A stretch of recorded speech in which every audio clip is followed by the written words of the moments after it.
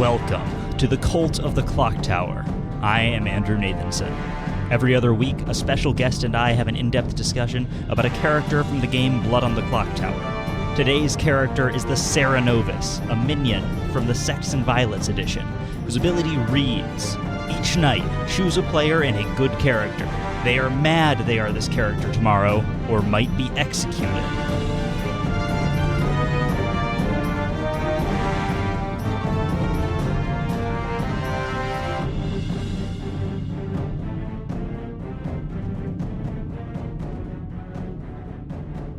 Welcome back, everyone. Today, we're going to be talking about the Cerenovus, and I am joined once again by none other than the Pandemonium Institute's community manager himself, Ben Burns. Hey, Ben. Hello. So, you were last here on the Imp episode, right? I was. I had that particular honor, yeah, and I'm back again with another evil character, because I only do evil, apparently. Yeah, you're just evil in general, right? All right, so let's jump right into this with the first section here, or the 0th section, the new section we're adding, which is a brief explanation that goes into a little bit more depth on how this character actually works in the game.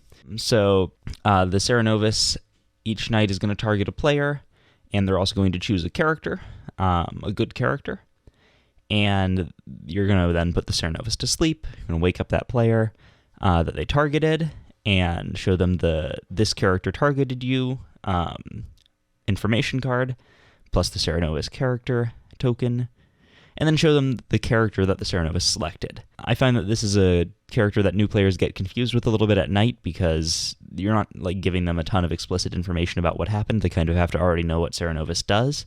Yeah. So if they're confused about that and what they should do the next day, I try to indicate to them that they should just come talk to me during the day. Definitely, yeah. In fact, I would go so far as to say that in my experience, this is the character that new players have the most difficulty with out of all of the characters in the main 3 scripts.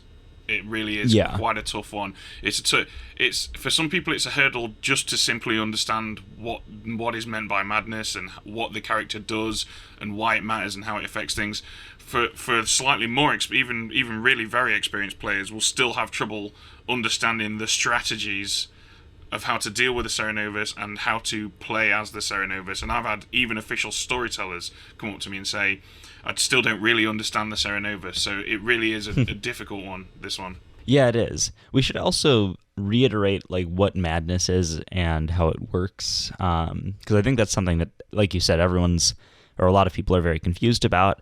And there are even people who think they don't like Sects and Violets because of madness, which I think is usually just a case of not exactly understanding what it is. Shall I go, or do you want to do it? Why don't you give me your take on it first, and then I'm sure I'll agree with it. Okay. Well, madness is a state that exists in Blood and Clocktower. Blood and Clocktower? Blood and Clocktower. Madness is a state that exists in Blood on the Clocktower. If you are mad about something, you are attempting to convince people that it's true. It doesn't necessarily have to be game-related. If you are trying to convince people that Pepsi is better than Coca-Cola, you are mad about Pepsi being better than Coca-Cola. As it happens, there are some characters that interact with that madness. So, in the case of the Cerenovus, they choose a good character and a player, and that player has to be mad about being that good character the next day. So that player has to make what the storyteller deems a sincere effort to convince the rest of the players that they are that character. Otherwise, they might be executed. There are other characters that interact with madness. There are characters that might be executed if they are mad about being what they are. There are characters that make people mad about all different kinds of things. But the main thing to remember about madness is that it is just a mechanic, and it is your choice whether or not you wish to interact with it. There may be consequences if you don't, but you are not obliged to do anything. Yeah, I think that's a good summary. Maybe we should give some examples as well of ways that people could comply with Cerenovus madness or not. So for instance, say the Cerenovus targets the somebody who's been claiming the whole game that they're the flower girl. Cerenovus targets them and chooses seamstress. There's a lot of ways that person could then try to pivot into trying to convince everyone that they are the seamstress. But if they just stay quiet, or if they just maybe mention it once very quietly and don't really make much of an effort, then that's not enough. It has to be a sincere effort, and like they have to be trying to convince people, right? They have to be, if they want to comply with it. They can always just be like, no, I'm still the flower girl. Yeah, absolutely. And deal with it. That sounds scary for a lot of new players. They'll be like, well, how can I do this? How can I do that? But the truth is, it's surprisingly obvious a lot of the time that someone has been affected by the Cerenovus. If someone's been saying for 2 or 3 days that they're the flower girl, or indeed if they've just been saying nothing for 2 or 3 days, and then all of a sudden they just wake up and go, I just want to announce everyone that I am the seamstress. I want to make it totally clear that I am the seamstress. It's pretty obvious a lot of the time that person has been Cerenovused. And so it's significantly less daunting once you actually start to interact with it. But yeah, that is you absolutely must do that. Like Andrew said, you can't just keep stum. You can't just whisper it to 1 or 2 people. You have to come out with it. Yeah, and there are like plenty of ways that you can like suddenly make a big turn in what you're claiming and have it be more believable. Like you could claim that you've actually been changed characters. Like you could suddenly claim that, oh yeah, no, I was the flower girl, but now I've been pit-hagged into the seamstress. You can always do stuff like that. So there's a lot of ways to comply with the Cerenovus madness in ways and have it be convincing that you might not think of. Like you don't have to necessarily claim that you've always been that character, just that you are right now in this moment. Yeah, absolutely. And I think we're probably going to revisit that later on, aren't we? Yeah. But all right, I think that's a good introduction for what Cerenovus is. Can you think of any like common mistakes that we should go over before we actually start talking about playing as the Cerenovus, about like misinterpretations of rules or anything? I mean, obviously there's a lot around madness, but yeah. I think really the main one that I sort of touched on earlier on is that just keep in mind you are not obliged to do anything. A lot of people, even experienced players, have the misconception that being mad means that you have to do something, that you lose your agency in some way. That is never ever the case. In Blood on the Clocktower, you never ever lose your agency. You never lose the right to do basically what you want within the mechanics of the game. The only thing that madness applies to you is potential consequences if you choose not to abide by it. But you can always choose to ignore it, and sometimes that is the right thing to do. I mean, if you can say I've been chosen by the Cerenovus, I've been made mad about being this thing, and then the storyteller goes, right, you're executed. You have proven to the entire room that you were Cerenovus, and that in and of itself is a huge boon. And in fact, I would, as a storyteller, often not grant the good team that boon because it is too strong. It's better to leave it open in some respects, but that's a whole other kettle of fish that we'll get to later on. But that's more of a storyteller style thing. yeah, definitely. But the main thing I just want to impress, and because I find that it's the main thing that people trip up on, is that you're not obliged to do anything. You're not obliged to interact with madness if you don't want to, but you should because it's fun. Yes, that's true. And I think that throughout the rest of this episode, we're going to probably be referring to it as like they have to do this, but we don't actually mean that they have to do this. We mean they have to, or else they risk suffering being executed. Yeah, absolutely. It's just easier to talk about it in terms of in those terms. We might also say throughout this episode that the Cerenovus makes people mad about something, which it does not actually do. But again, that's just like, it's hard to talk about it without accidentally saying stuff like that from time to time. So yeah. Just to be clear on what we mean when we say those things, we don't literally mean them. Yeah.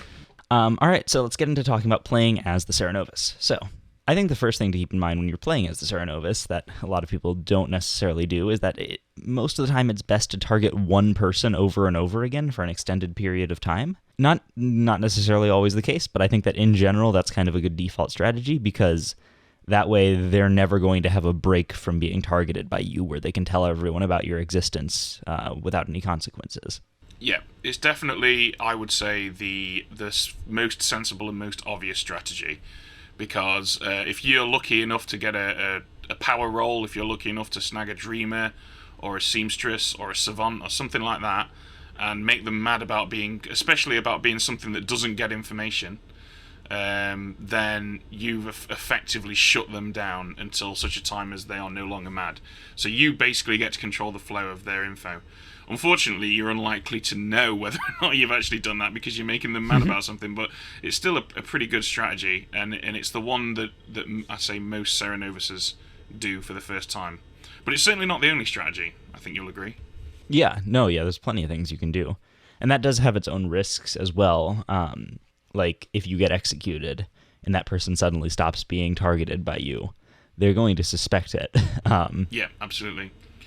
And I would say for that reason, a lot of the time I don't necessarily advocate that strategy. I think you probably...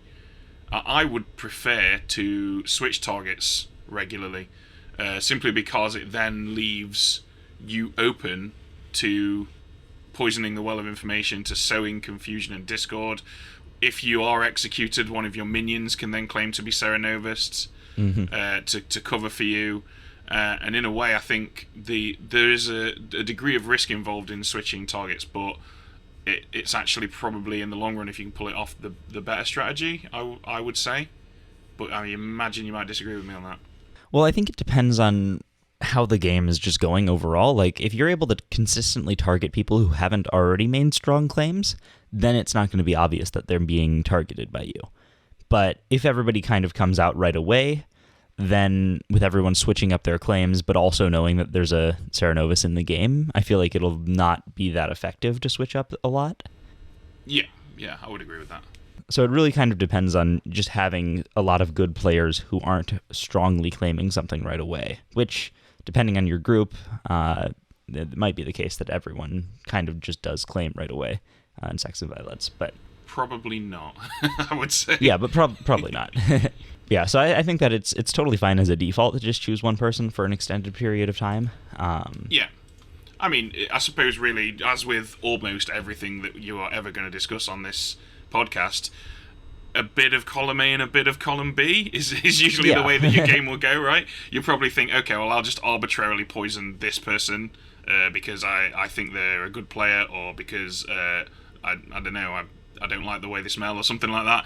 And then you'll do them over and over again until such a time as you find a better target, and then you'll switch across, I guess. Because at the end of the day, if person A has spent the first 3 days of the game swearing up and down that they're the clockmaker, and then all of a sudden they go, actually, guys, I'm this other thing, it's going to make them look shady, regardless of what justification they give. And I think having that in your pocket is quite a handy thing to have as the Cerenovus. Yeah. So let's talk about the first target of the game. Do you have any thoughts on like how to use that? Because I have a few like just general things that I'll do with the first person I target as Cerenovus. I see a lot of Cerenovus target themselves or a minion first. Unfortunately, I see it so much now that I expect it. But that, you know, if your local group doesn't have that meta, that's quite a strong opening move, because you can either have that guy, like you could target yourself to be mad about the thing that you are lying about being, and then you claim to be that thing because that's the bluff that you've decided to use for the game, and you can continue to target yourself maybe for a second day if you wish.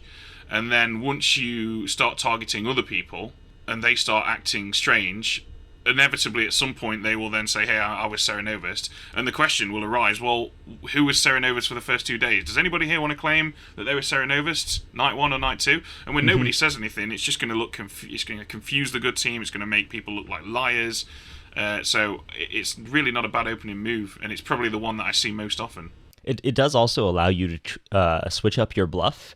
Like, if you think you're going to go into the game bluffing one thing and then you suddenly realize that there's another thing that would be very beneficial for you to bluff, you can just stop targeting yourself, start targeting someone else, and then have it be very believable that you were targeted by Cerenovus for the first part of the game. Yeah. And that's why you were claiming that weird thing, and then you're actually this other thing, which is the perfect thing to bluff at that time. Absolutely. And I mean, you can target your minions to give them the exact same option as well, right? Because while the Cerenovus is a very powerful minion, there are all of the minions in Sects and Violets are extremely powerful, I would argue, and so throwing those guys a bone, doing them a favor, especially if you're one of two minions, that means there's a 75% chance that one of your other minions is the evil twin. And by having them be Cerenovus near the beginning of the game, you are giving them a degree of legitimacy that they simply cannot acquire in any other way, really, as an evil twin. Yeah, that's true. Actually, that's actually a really interesting interaction. Like, say it's a 2-minion game, and you have a Cerenovus and an evil twin. Obviously, the Cerenovus doesn't know on the first night that the other one's an evil twin, but if you just target them just in case, and on that first night, or on that first day, the players aren't going to know, the good players aren't going to know that there's a Cerenovus in play. Yeah. And then if you switch it up on the second day, once you realize that that minion is the evil twin, then whoever you target the next day is going to really believe the evil twin is the good twin when they say that they were targeted by you. Absolutely, it's like, why would the Cerenovus target their own minion? Unless, of course, they're expecting you to do that. But yeah. To be honest with you, it's worth doing it just to see a situation where one guy stands up and goes, I am the savant, and I am the good twin, and this guy is my evil twin. And everyone's going to expect the evil twin to be like, no, I'm the savant. But they're actually going to stand up and go, I'm actually the barber. I don't really know what this guy's talking about. It's going to be absolutely hilarious. You should totally do that every time you're the Cerenovus. That's it. End of podcast. We're done. I do think there are other good things to do on the first night as well. And these are often more group dependent. But like one thing is, in a lot of the online groups recently, there's the sort of metagame where you'll execute the clockmaker on the first day. Yeah. Well, if you just target a random person and choose the clockmaker, that's a pretty good way to either get them executed for breaking their madness, or just because they're claiming the clockmaker. So if your group has a really strong meta like that, where they're always going to execute a certain person, then suddenly you can just make it so that whoever you want gets executed. Yeah, absolutely. And you can also go fishing for the mutant as well, if you wish. You can just go around the table making people mad that they are some outsider and hope that you can take out a mutant, if possible. Yeah, so we should talk about that. The mutant, obviously, if they're mad about being an outsider, they could be executed. And if you target them and make them Cerenovus that they're an outsider, then if they don't claim that they're an outsider, they might be executed. So at that point, the mutant basically just might be executed, right? Yeah, exactly. And I mean, I suppose it's in their interest then to basically interact with madness, right? Because at the very least, if they're executed for claiming to be an outsider, it proves that they're the mutant. Mm-hmm. Or at least it certainly looks like they were the mutant. And I mean, that is something that you, as the evil team, can then recycle, right? You can make an evil player mad about being an outsider, mad about being not an outsider, so a townsfolk, have them claim to be that thing.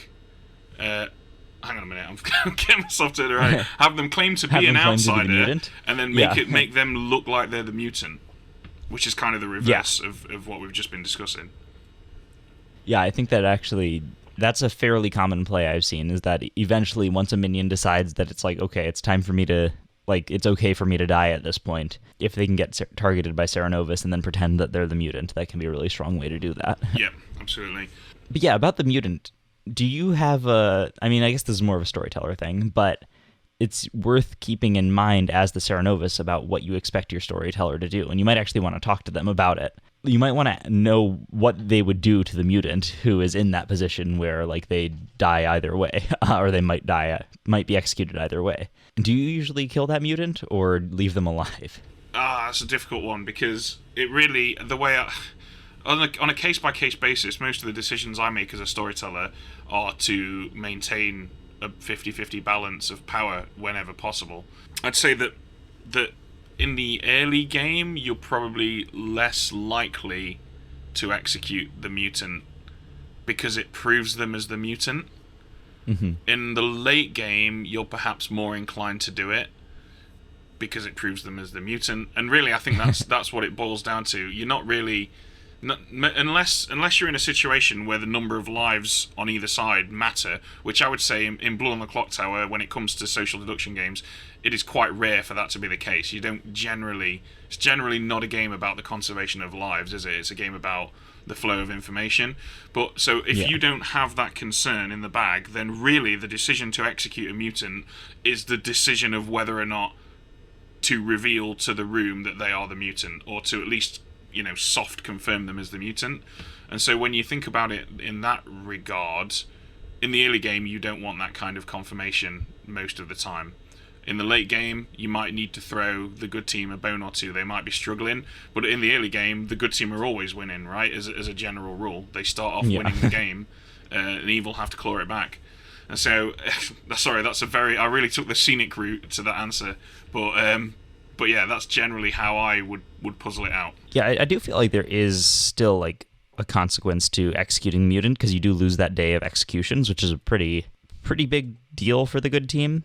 Yeah, that's true. To be fair, that is true. Having the opportunity to like not execute a minion or whatever that day. So I usually feel like it favors the evil team more when the mutant gets executed. Not always, obviously, but there are a lot of situations where I'm happy to kill a mutant and not feel like I'm actually helping the good team that much. So I almost always will just kill a mutant in this situation and have them executed. I feel like it's kind of like, if the Cerenovus is choosing to do this to them, then that's what the Cerenovus wants me to do. So the Cerenovus thinks it's good for the evil team, and I don't think it's like that's an overpowered ability, because it can only happen once per game. Yeah, that's an interesting perspective. I'll be honest with you, it's not one that I 100% share, really. I think that having an execution is sometimes a double-edged sword for the good team.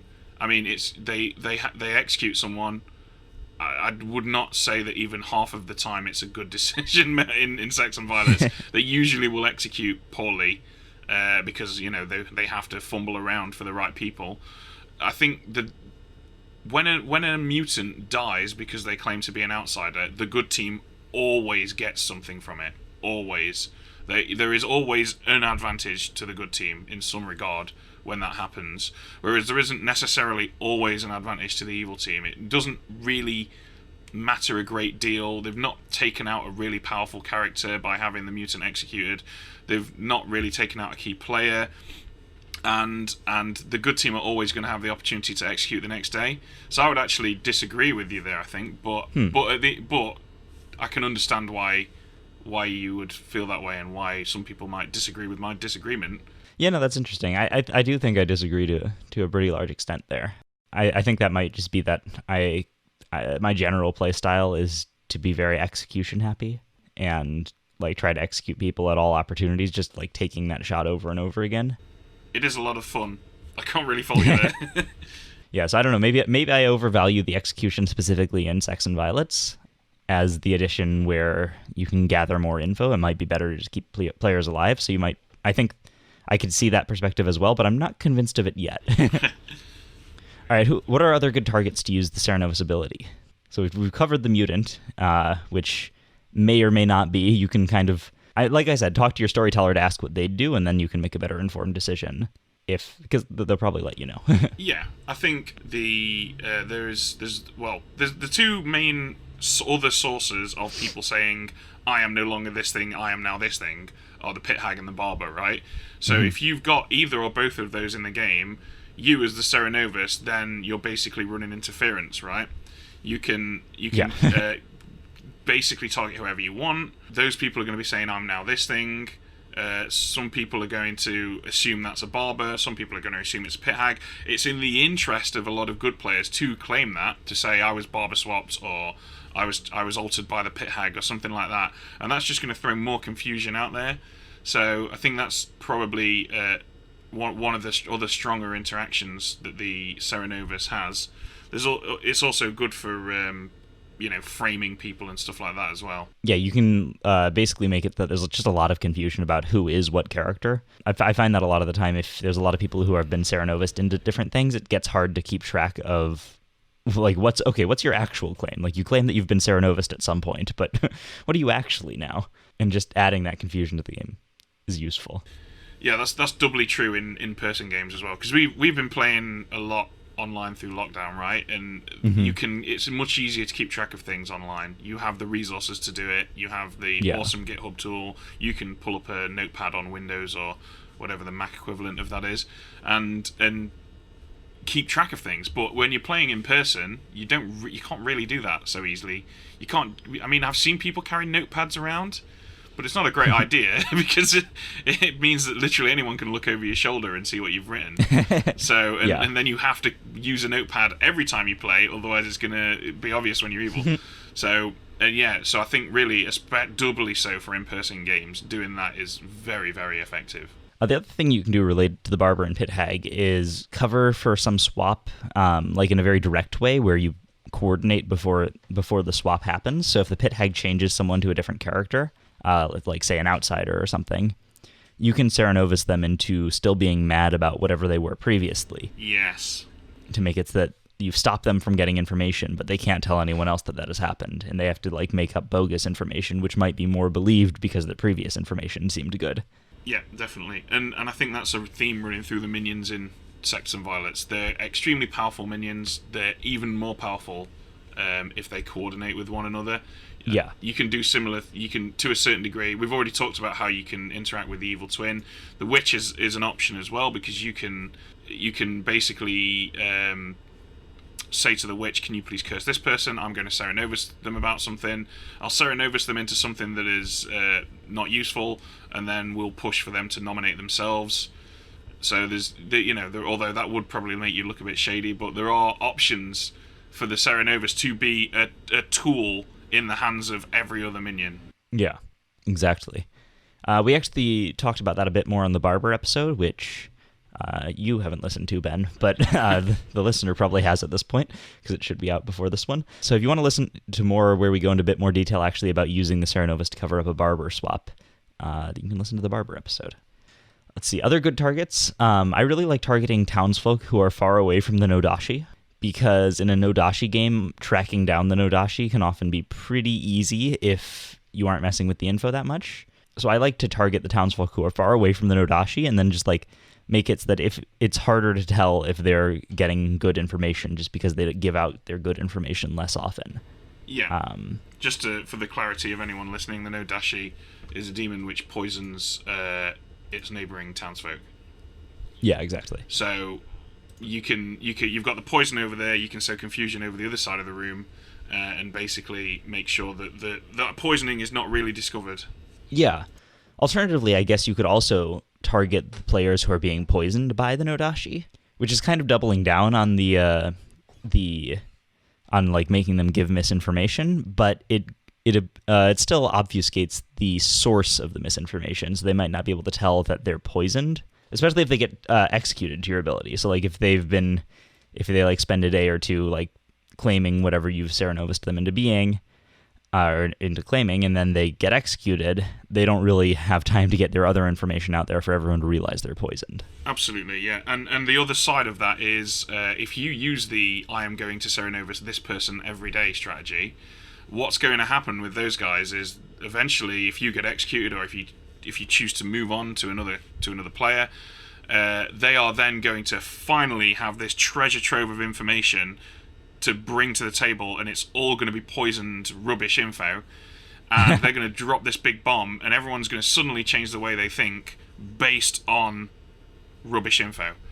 And that's a huge tool for the evil team all of a sudden to have that come out.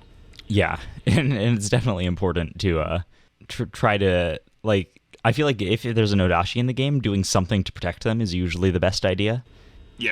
Yeah, definitely. So whether you're intentionally targeting people far away from them to make it look like others are poisoned, or you're targeting the poisoned players to make it less obvious that they're poisoned, those are both going to be useful. Even targeting those poisoned players to make them mad that they're a mutant, or not a mutant, just an outsider in general, which would then, like, that would plausibly make the Nodashi's poison go further and make it like seem less like there's a Nodashi there. Correct. Yeah. Since the Nodashi's poison skips over outsiders.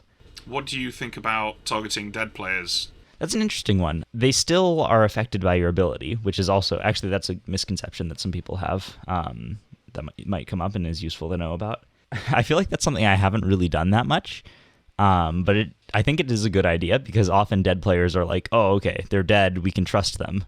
So yeah, I like that play. It's the ultimate waste everyone's time play as well, because you can spark that execution on this dead player, and that sinks an execution for the day. Obviously, it's not quite as advantageous as having an alive good player be executed, but it does poison the well in a way that I think, and like you said, you've not seen it much before, right? It's quite rare that you hear somebody say that. I've not seen, like, a veteran player, I have not seen much of this. I think it's quite an interesting one. I haven't seen much of it either. I've only ever been the Cerenovus once, and I used it in that game, and people were extremely confused as to what was going on, and wondering why dead players were doing that. And they actually ended up saying, this dead person's clearly a minion, she's just trying to confuse us, just ignore her, she's got nothing of value, which was great because she did have something of value, but that was it for her then. No one would believe what she had to say after that. Yeah, I mean, there's the big downside to this is that if they do break madness and they get executed, then that's the only possible explanation for them being executed is Cerenovus. Yeah. And like you said, it's not quite as bad as a living good player dying. No. You can use it on dead minions though. If you want, if you want to waste a day's worth of execution, you can target a dead minion, who obviously you're no longer concerned about them dying. You have them go through the whole, charade of saying I'm this, that, and the other, or have them claim to be something that they're not, and then boom, they get executed. Oh, sorry guys, I just I didn't want to have to go through that. I wanted to prove that I really was what I was saying. You've wasted the town's day. You've wasted their execution. You're one step closer to victory. Yeah, I really like that play. I haven't thought of that one before, but I really like that. I think you have to have a somewhat what's the word? You have to have a storyteller who's willing to put up with your crap, though. If you're gonna try that play. Yeah, exactly. Because obviously, like, you could theoretically every single day target that minion, and then just waste every day and make it impossible for good to win. So, like, obviously, the storyteller can't do this every time. Yeah. Yeah, you will have to use that one sparingly. Yeah, from time to time, I think that's a really interesting play, because it simultaneously can make the minion more trusted, and it wastes a day of execution. What do you think about targeting the good twin? We already talked a little bit about targeting the evil twin, but the good twin is another option, just to make the... Well, for one thing, the threat of execution on the good twin is the threat of losing the game. Yeah. And then so that actually is kind of a situation where they pretty much are just going to be compelled to do what you want them to. Yeah, it's an interesting one, that, because I think really that the question of whether or not you do that is mainly the question of what is your storyteller like? Do you know them? How do you think they would deal with that situation? Because a lot of, Blood on the Clocktower is a hard game to run and takes a little while to set up. So it's day one of a 15-player game. We've just spent ages setting the game up, and the Cerenovus targets the good twin. If that good twin comes out and says, "I have been Cerenovused," I might be somewhat disinclined to execute them because I actually want to play Blood on the Clocktower. So I'm not sure how. It's a very interesting dilemma, that is, because obviously, mechanically speaking, you as the storyteller, it's kind of you are somewhat of a referee. You really should be enforcing the madness mechanic, but at the same time, you are basically, as the storyteller, saying, I decide this game ends now, and this whole team, who have done nothing yet and not deserved to lose, are going to lose. Yeah, so I think with that in mind, I'm usually, as a storyteller, and this is something we can talk about more, I do feel this episode's a little bit weird. I feel like we're talking about all the storyteller stuff in the other sections, but I think that's also okay, because you kind of need to know how the storyteller is going to run it in order to know how to play it. Yeah. I think in that situation, I'll be a bit more lenient. Like if maybe they say something that I'm like, that's not that convincing. I'm pretty sure everyone knows they're being targeted by Cerenovus. I'll be a lot more lenient in that situation, but I'll still usually I'd usually execute them and just end the game if they just straight up don't comply at all with it. Yeah. Because otherwise I feel like it's kind of cheapening the Cerenovus's ability. It is. I mean, to be honest with you, I would probably have a word with them the next day or later that day and say, hey, look, I've let you get away with that, but if you try that again, I will execute you and you will lose the game for your team. Because I think, that's kind of the gentle way, right? Yeah, that's a good way to handle it. It's kind of similar, actually, to I've heard, I haven't actually experienced this myself, but I've heard that there have been groups of players who just refuse to execute on the first day because they don't ever want to play a Vortox game. I kind of feel like it's actually similar to that, where it's like if the good twin doesn't go along with the madness in that situation, they're just like, the storyteller won't execute me and end the game here. And then it's kind of them being a bad sport, and if they're just trying to sort of challenge you. Yeah. I don't know. I don't like that. So I feel like that is something that you would have to kind of work out with them. Yeah, it's certainly. I mean, my sort of representative of the company running games at conventions attitude kicks in a lot of the time when I think, hey, do you know what? It's more important that these guys have a good time than it is that I be a good a good referee. But I think at the end of the day, if you've got to a point where you are running Sects and Violets with a group, chances are they are relatively experienced. You've probably spent a fair bit of time with them already.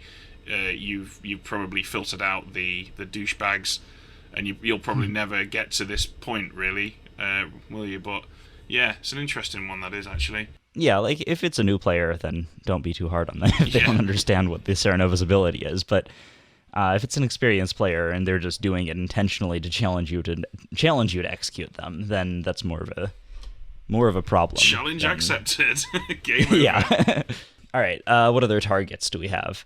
I mean, there's the obvious one that we haven't really talked about, which is just like, I guess we did talk about it, just hiding a character's information. You realize there's a savant or something, that can be a good target. I actually especially like targeting the savant because then it makes it harder for them to come up with an excuse to go talk to the storyteller. It's not impossible because obviously everybody's kind of allowed to go talk to the storyteller for whatever they want. Yeah. But especially if you target the savant a few days in a row, it's like, oh, why are you talking to the storyteller every day when you're not the savant and you're not even claiming to be the savant and like cover for them or anything? Yeah, I mean, you could conceivably be the artist, I guess. Although, for that reason, you should probably not make people mad about being the artist. Yeah. Just in case a savant and vice versa.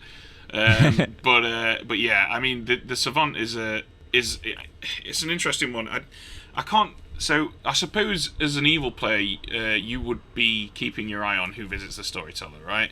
If you've seen a guy visit the storyteller twice, they're probably the savant. You can probably start targeting them.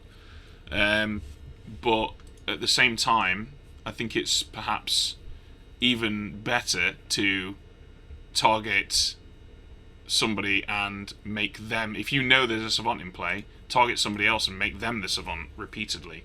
Having to have two sets of savant info in the game, basically at that point you've made the good team, or some of the good team, decide, I am either going to make our real savant's information borderline useless by muddying the waters, or I must die. That is the choice that person has to make. So there's multiple ways that you can mess with the savant. Yeah, that is a really good one to cover for, just because of the sheer volume of information that comes out of it. Yeah, and that is Sects and Violets in a nutshell, right? As the Cerenovus, you are literally at a buffet of screwing with people, basically. There is so much you can do. We could sit here for like the rest of the evening and we still wouldn't run out of ideas for things that you could do with the Cerenovus. It's truly a thing of beauty, and I love this character so much. It's why I requested to do this episode. Yeah, it's just like there's so many possibilities and so many good ways to use it. It's hard to use it, like it's hard for there to be a bad way to use it. I guess like the only time I could think of like something you really wouldn't want to do is if, I don't know, say the savant or the artist has some specific information about you and you really just like if you let a certain person know for sure that you're in the game, then it would really ruin things. But it's hard to get into that situation. Yeah, it is. And even if it does happen, chances are you've already confused enough people by that point that you've done your job. And that's a big part of being a minion, right? Is knowing when to just die with honor and watch the rest of the game unfold. Anything else you want to say about playing as the Cerenovus before we move on? I think we've covered most of it, haven't we, really? All right. Yeah, obviously there's a lot more to do, but we have to move on at some point. I think we've given a good idea of the type of things to do at the very least. All right, Section 2 is fighting against the Cerenovus as a good player. There are a lot of little tricks you can do that can help you to mitigate the effects of the Cerenovus, and they're good to know about. There's also just like certain times when like we should talk about the strategy of when you should just accept that you're being executed, like when it's worth it to get information out there. So yeah, the first thing I want to mention here is a little trick that I learned. I don't know if I learned this, I don't remember who told me about this, but I just hadn't considered it until recently. And this is to say, like, especially if you've been made mad about something on the first day, you can get the information that the Cerenovus exists while still complying with the ability by saying, like, say this, you're not the juggler, but the Cerenovus has targeted you to be mad that you're the juggler. for whatever reason, you can say, hey, I'm the juggler. And also, the Cerenovus targeted me and made me mad about being the juggler. So it just like doesn't affect me because I actually am that. Yeah. And if you make that argument, it still tells everyone that there's a Cerenovus in play, but you're still complying with the madness. So I actually found that to be a pretty interesting idea. And obviously, if everybody does that every time, then it'll stop being convincing. Yeah. It is a very exploitable strategy, that is. And I can see that totally becoming the part of many groups' metas. Yeah, so actually I think that to some extent, like, if you make that claim every single time, and everybody in the group makes that claim every single time, then I might even just, like, as a storyteller, start executing people who do that, because it's like, you're not really trying to convince them, you're just using the trick. But yeah, but that's a good thing to do if nobody's done it before, and it's not, like, a part of the meta. Then that's a perfectly acceptable way to tell everyone that there's a Cerenovus in the game without getting yourself executed.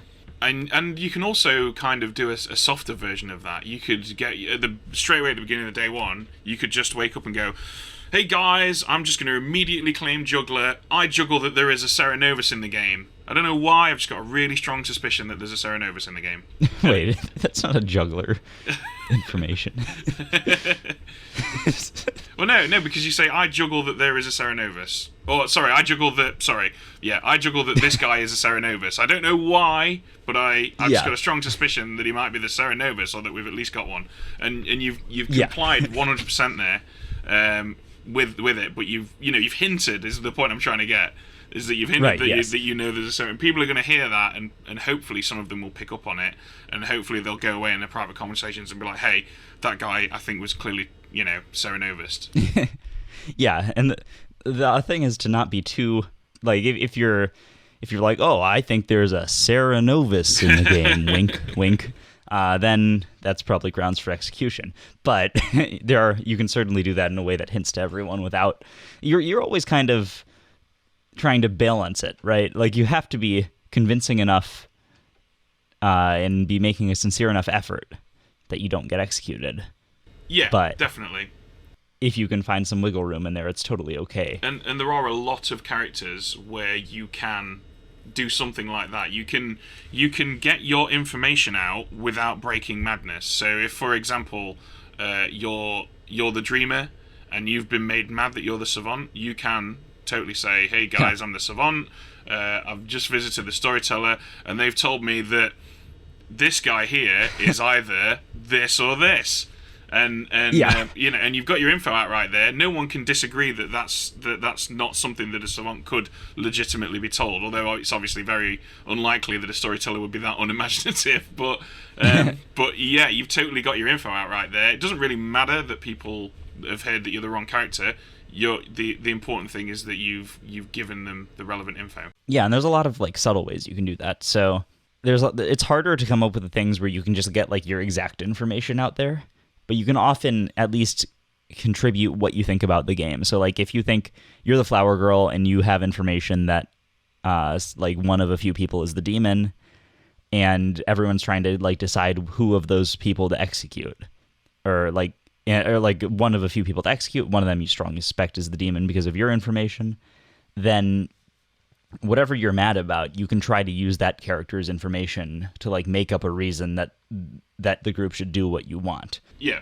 So like you think somebody's the demon, but you're being mad, you're being targeted by Cerenovus that you should be, I don't know, like the seamstress.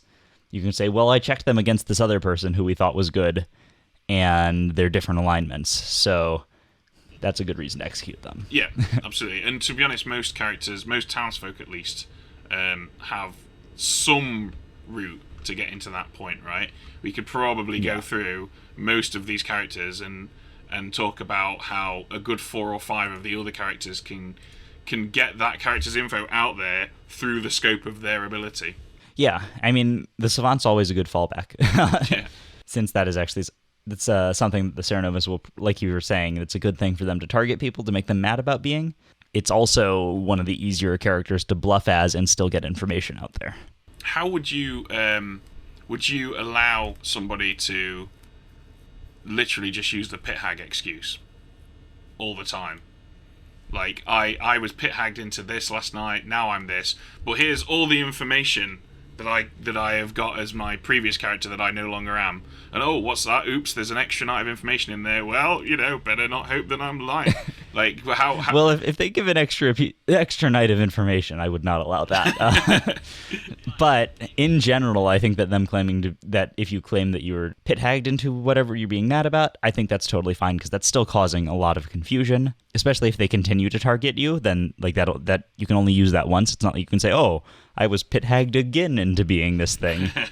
And that's still going to be causing a lot of confusion, because now everyone, if they believe you, is going to have to think that there's a pit hag in play, or possibly that the pit hag didn't do what they actually did that last night, and it'll still cover up a lot of information in an effective way. Yeah, you could just have an infinite chain of, like, the first time it happened, you go, I was pit hagged into this guy. And then the next day, if the Cerenovus makes you mad about being that thing again, you can go, actually, yesterday I was mad about being this guy, but now I was really pit hagged into him. And then you just use that every day for the whole game. Just a chain of pit hag lies. I haven't thought about that. That's a little bit more obnoxious. I guess it technically complies with what the Cerenovus says you need to do. I would feel bad executing a player that did that, to be honest, because I think that's pretty reasonable. That's a pretty reasonable strategy. I think it really just depends on how convincing they're being, right? Like, yeah, definitely. I mean, I think the way I see it is anything that the evil team could reasonably employ as a lie is something that the good team can get away with. So if I saw that happen in a game, the next time I was evil, I would seriously consider using it as a bluff for myself. And I think if that's the case with something, it's kind of okay, as long as both sides have got access to it. Yeah. I think in this particular situation, like, if they continue to do that for several days, then it'll be very obvious that they're just making stuff up. Yeah. Like, if the first day they say, okay, I was just pit hagged into this thing. The next day they say, okay, I was targeted by Cerenovus yesterday. Now I've actually been pit hagged into the thing. The next day they say, okay, I was targeted by the Cerenovus the past 2 days. Now I've actually been pit hagged into the thing. At some point, they're not being convincing anymore. And it's just going to be like, okay, well, I think the more natural assumption for everybody is that what you're trying to communicate is that you're still being targeted by Cerenovus. So at some point, I become okay with executing them, to be honest. There, I think. That is quite the conundrum. And I apologize. I have again moved us into the next section of the podcast. Yeah.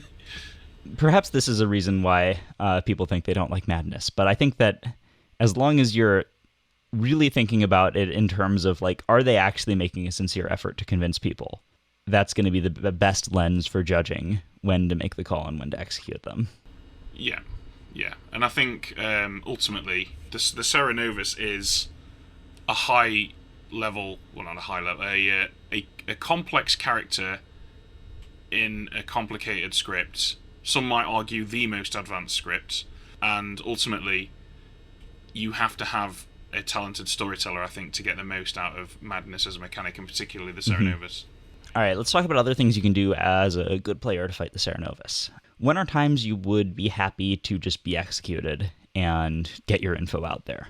Personally, I am much more inclined to do that on the first day, especially if I'm a character who doesn't get a lot of information, just because getting yourself killed if you don't get that much information isn't that bad, and it tells everyone there's a Cerenovus.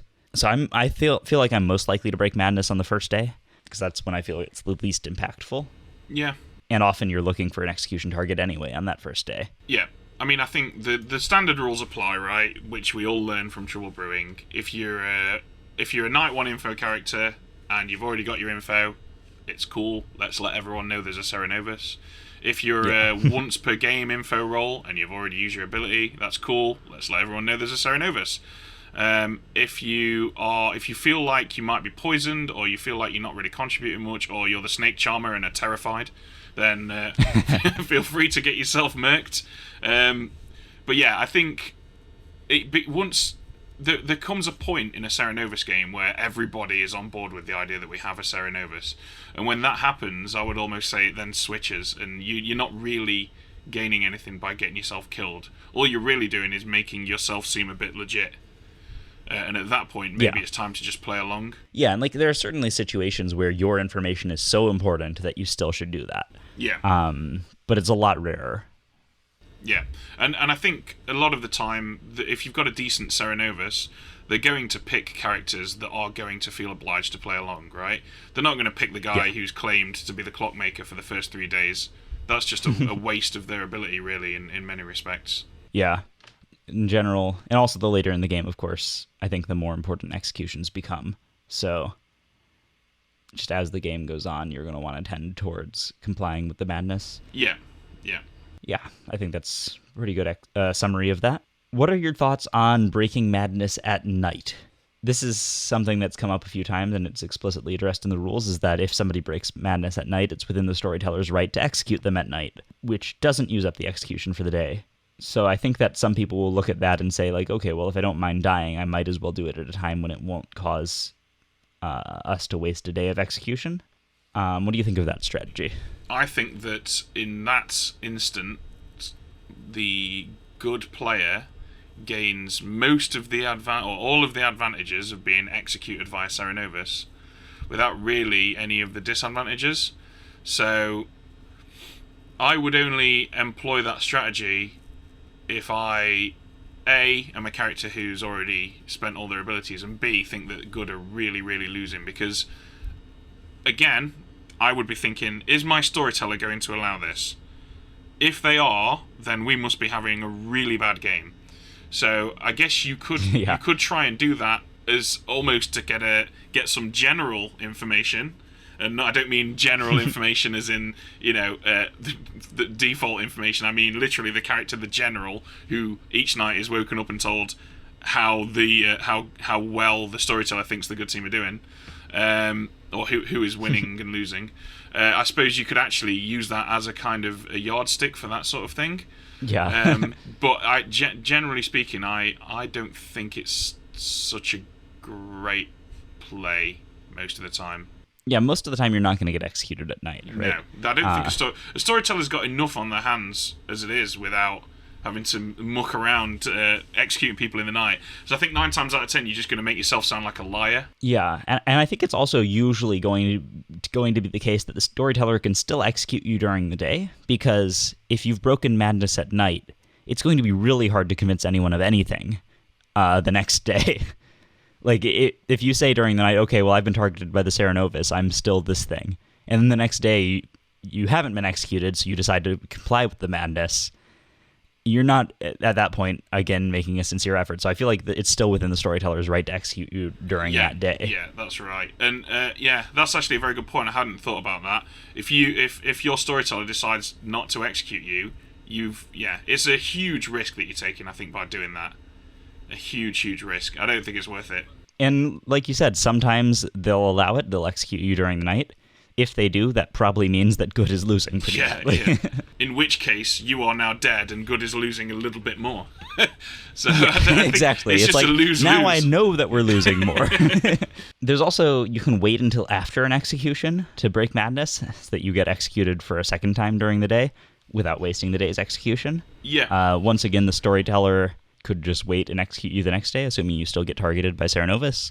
The other time, this though, I think there is actually a legitimate use case for this, where it can be a good thing to do this, and you still have that downside that we're talking about, but there's a bigger upside, which is if you have a butcher as a traveler who lets you do a second execution each day. If you suddenly break madness and give your information after the first execution, but before the butcher's nomination, then you have a slightly lower downside, because you're not wasting any execution for the day if you do get executed then, and you're still getting your information out there before an execution. So it's kind of a weird edge case, but there could be a time when it's good to break madness after the execution, but before a butcher execution.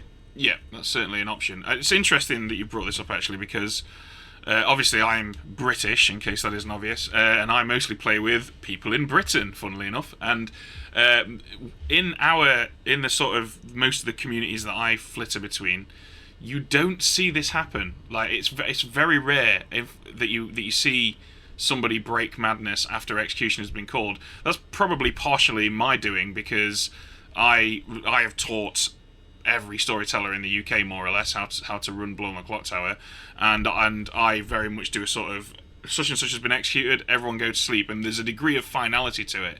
So I think that perhaps I don't invite this kind of play, but I have been told that this is actually much more common in Australia and the USA, that you will get people breaking madness, and you'll get multiple executions in days much more commonly. So I'm actually truly intrigued about this, because I have really never seen it done. Have you seen it done much? I've seen it done like once. Yeah, to be honest, I haven't seen it done much either. And I do a similar thing where I end the day pretty quickly after a nomination, usually, or after an execution. Yeah. Yeah, the reason I was thinking of it here is that it'll come up more often with Butcher, because you have to keep the day going. Yeah. Yeah, that is an interesting fringe case, right, with the Butcher.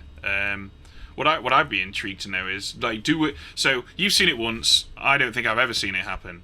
So let's just imagine for a moment that we are those townsfolk in that situation.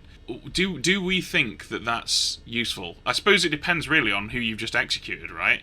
If you sincerely believe that your fellow good guys have just made a massive boo-boo and executed a useful good player, the last thing you probably want to do is add another good player to that tally. Especially in the mid to late game, you're possibly pushing yourself in your own team into a position where the next day is the final day, or even possibly losing the game. So if you're going to employ that strategy, I'd say first of all you want to do it relatively early, right?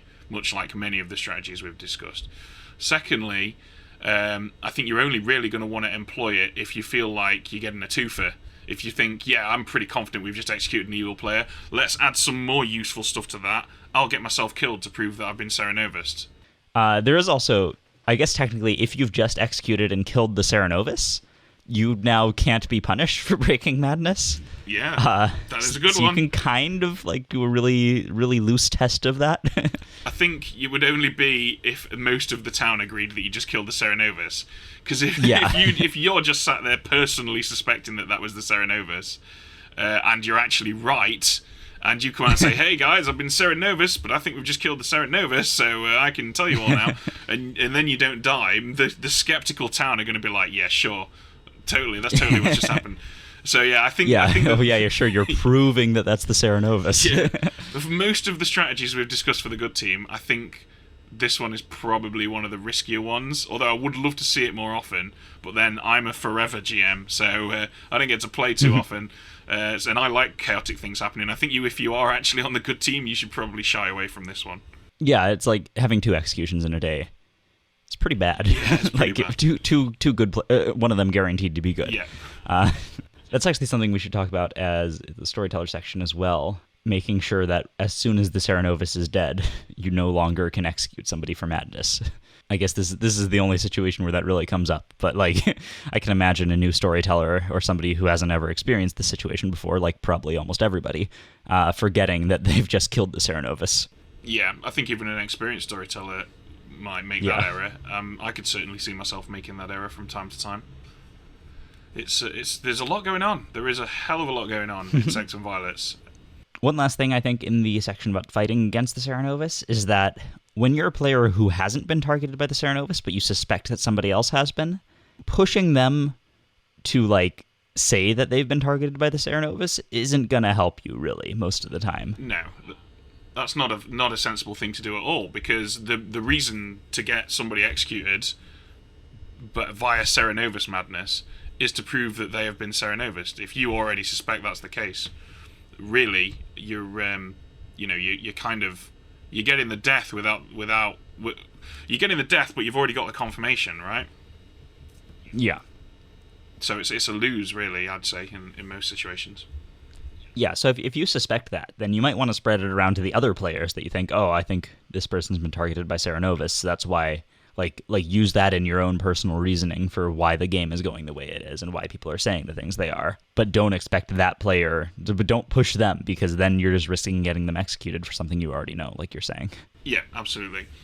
And I mean, I suppose you could argue that the evil team can use that strategy on the other side of the coin as well, right? You can, if your minion is talking absolute rubbish, you could speak up and say, hey, do you know what? I think he's actually probably Cerenovus, because nothing that he's saying is making any sense. Yeah, that's just something I've seen in games. I just don't think it's a good idea. So. But it is everyone's responsibility to seek for the Cerenovus. That's what you should keep in mind, good guys. Everyone needs to work together. All right, let's move into section 3 here, running the Cerenovus Storyteller. We've already covered a lot of it. We should talk about, like, the extent to which you are strict or lenient about allowing players to get away with things, how much you're going to, like, what are you going to punish them for, stuff like that. I'll go first. I feel like we have fairly different opinions on how exactly to do this, although I don't think either of our opinions are, like, wrong. And again, this is something where there is a bit of subjectivity to it, and knowing how your storyteller plays this is going to be important in games, so it's always something you can talk about. I feel like, in general, I tend to be more happy to execute somebody than to let them get away with saying something, because it's often not that bad for them to be executed for one thing, and it can be even a good thing for them to let everyone know there's a Cerenovus in play, so I don't feel like it's that punishing to execute somebody for breaking madness. And I want the ability to have an effect on the game, so I feel like I have to reinforce that as much as I can, to the extent that players can actually make the choice and know that if I go along with this, then I'm not going to be executed. If I don't, then I will be executed. And that also allows me to then sort of craft the narrative more, where if somebody breaks madness and they're expecting to be executed and I do not execute them, that allows me to paint a picture where they become very suspicious. And I like having that option as well, to, like, suddenly reverse this if the players think they have something that they always expect me to do. And yeah, and if players are having trouble thinking of, like, oh, well, how can I possibly justify it in that situation? Like, I've been bluffing something all game. I think the important thing is that even if it's obvious to everyone that you've been targeted by Cerenovus, that doesn't matter. What matters is that you've done your best to convince them otherwise, even if there's no possible way you could convince them otherwise. Like, as long as the player's doing their best, then it's totally fine. So, like, if they say they were pit-hagged into that new character, or they can say that they were bluffing to test the juggler or the dreamer or something, or that they were being targeted by the Cerenovus previously, which is why they were claiming some other thing. I would give them examples of things like that. That way they know that there are ways that they can make that sincere effort to claim the thing, and whether or not they're believed isn't really important to me. It's just whether or not they're doing the best they can.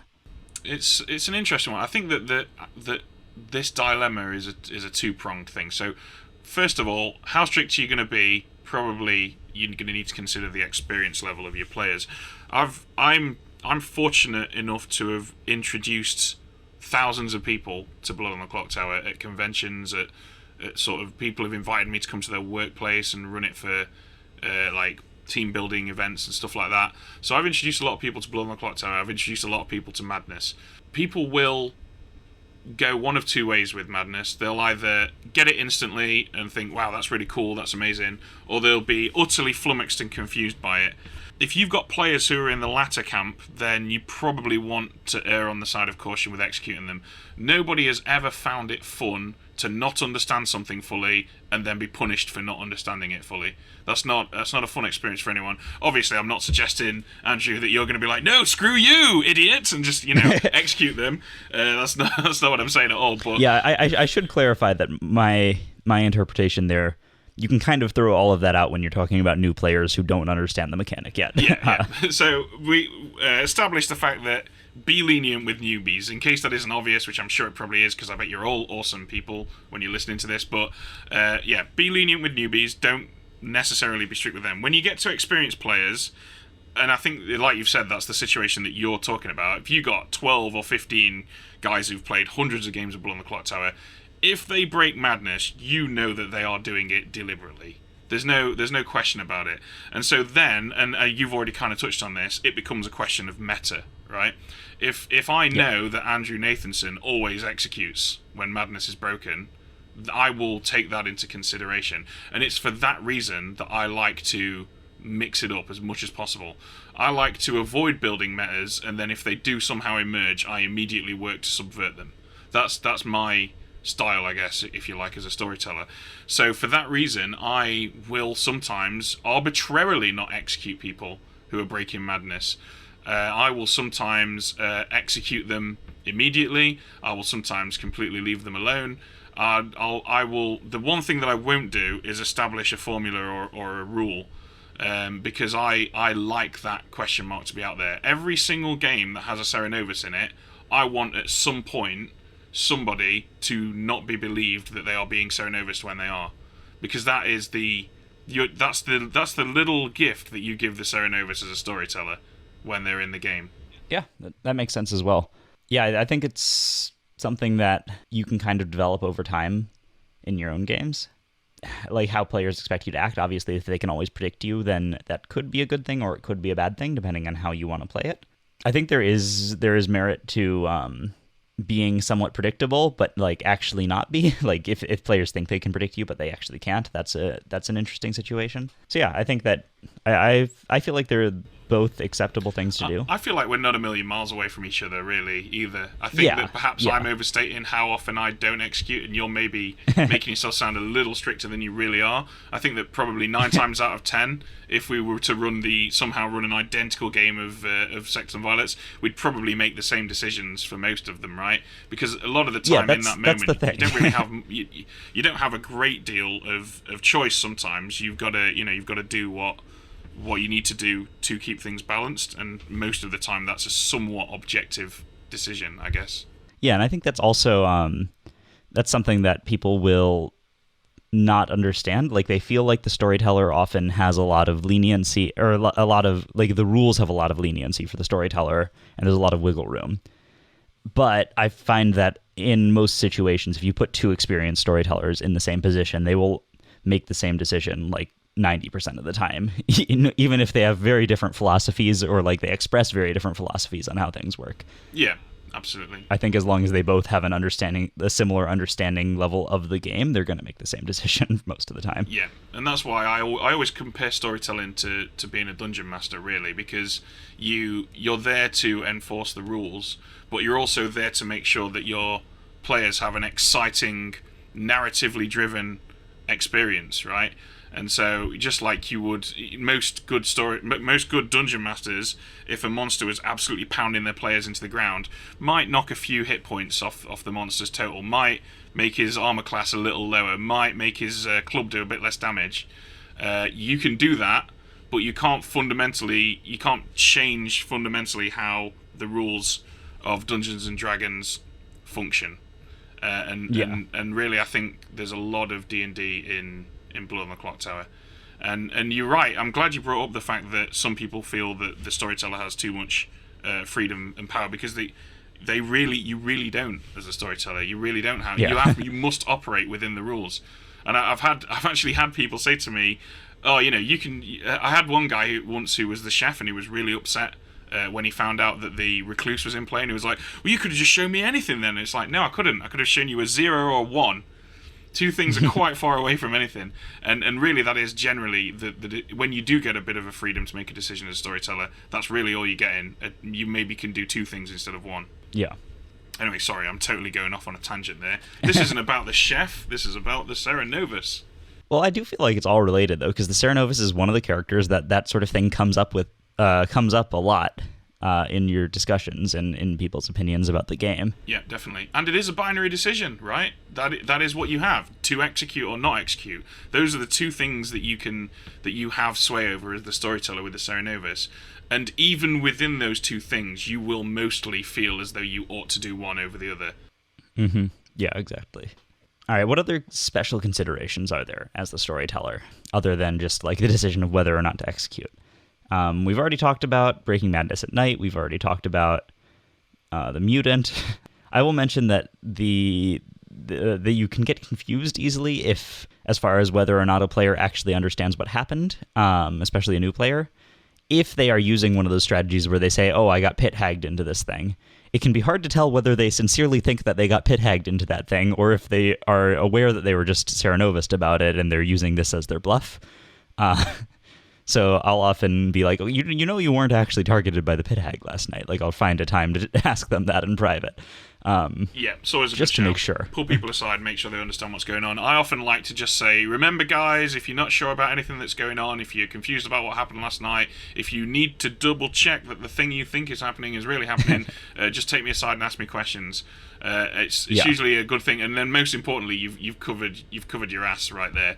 Because you can then say, if someone says, "Oh, I had no idea that was going on," I was like, I kind of kept hinting at you that you needed to speak to me. Yeah. But yeah, so just be aware of that.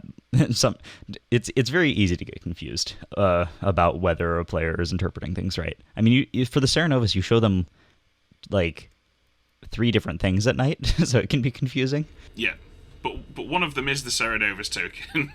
So Yes. I think mostly I don't think I've ever actually seen anyone get confused that they were pit-hagged when they were Cerenovus. But I can totally imagine it happening, particularly with inexperienced players. But yeah, I mean... Yeah, I can't remember a specific instance, but I'm pretty sure I have had that happen before, where I've like woken someone up, showed them the Cerenovus thing. They weren't really paying attention, and then I showed them what the Cerenovus targeted them as, and they saw that, and they like kind of gave me a look and like pointed at themselves like that's me, I'm that now. And I was like, and I thought they were just saying, that's what I have to like pretend to be. And so I nodded at them, and then they were very confused. Right. Players that don't pay attention. Absolute bane of the storyteller.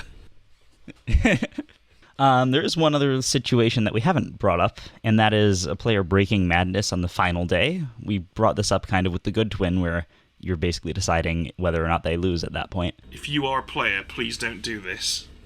Yeah. This is another tricky situation. Do you know what? I don't like hard and fast rules, but I would say that I have one for this. If you break madness on the last day, I will execute you. Because I think ultimately this is where I draw my line, and I think my line's quite far on one side compared to others. But ultimately, if this Cerenovus has survived until that point, they deserve to have a Cerenovus player in that final 3, right? Yes. I agree with that completely. I will make one note, which is if the Cerenovus targets themselves, I'm not going to allow them to just die and end the game. I've actually broken madness on the last day and lost the game for the good team. It was entirely my fault. I was playing online with Ed, who I'm sure listeners are familiar with, and it was a quick night phase. I was really thirsty. I ran into the other room to grab a Pepsi out of the fridge. I came back in here. I didn't check the information that Ed had sent me at night, where he'd informed me that I was Cerenovus into something. And then I just stood up and went, right, well, it's the final day, guys. Just to remind you all, I'm the savant. And they just went, Ben is executed, game over. And I was like, what? looked on my second monitor, and there was a message from Ed, you are mad that you are the mutant. And I was like, no! So, yeah, that will happen. That will become of you if you try and do something, deliberately or otherwise. So don't do it. Yep, that's an online game problem right there. Yeah, that would not happen in person, presumably. Yeah, the equivalent to that in person is you like get up to get a snack or something at night, and the storyteller just like taps like your seat where you were. They show the seat, your token. Yeah, so I think we're pretty much agreed here. If you break madness on the last day and you're a good player, you're gonna get executed. Yeah. This is another situation where like the only possible exception to this is, well, for me, I would say I wouldn't execute the Cerenovus themselves if they're doing it intentionally to themselves. Yeah. And I would maybe be lenient with a good player who doesn't understand what's going on. Yeah, I mean, yeah, I guess so. But that's always that is a caveat across everything, right? If you don't right. bully don't make newbies feel bad for not understanding things. But really, as a storyteller, you probably shouldn't run Sects and Violets for new players. We have a general rule on the convention circuit. You need to have played at least, I think, 4 or 5 games of Trouble Brewing before we'll even consider running a more advanced script for you, because it's too much. It's overwhelming. People won't have a good time. You need that foundation. You need to go through Trouble Brewing high school before you're allowed to play at the University of Sects and Violets. Oh my God, why did I even say that? That sounds so corny coming out my mouth. But yeah, you probably shouldn't run Sects and Violets for people who can't understand madness, as a general rule. Yeah. Yeah, and in this situation, I think that if a player ever gets mad at you for executing them on the final day and causing them to lose, I think it's very easy to make the argument that the Cerenovus deserves to have their ability in play for surviving this long. Yeah, definitely. I think that's the best argument there. Yeah, absolutely. And ultimately, like you said earlier on, there's the sportsmanship angle. Unless you have another reason to assume otherwise, it's reasonable to say that person is being a bad sport and trying to exploit the mechanics in a way that is against the what's the word? What word am I looking for, Andrew? Against the spirit of the game. Yeah, like the social contract kind of. Yeah, of the game. Pretty much. Yeah, it is somewhat. You could argue it is somewhat unsportsmanlike. But then, even as I say that, I now think, well, you know what? There are people who like to play the games for the story. There are people who get a kick out of min-maxing their character. You know that everyone gets. You can't have other people's fun for them, I guess. So, yeah, I'll just completely contradict what I've just said and leave it at that. I'm sure that's useful. All right. Well, I think that brings us to the end of our discussion, more or less. There's obviously more to say, but we can't be here all day. And that rhymes awkwardly. All right. Well, thanks for listening, everyone, and thanks for being on, Ben. Thank you for having me. Always a pleasure. Maybe next season I can do a good character. Maybe. We wouldn't want to ruin your evil streak, though. All right. Thanks, everyone, for listening. You'll hear from me and another guest in a couple weeks.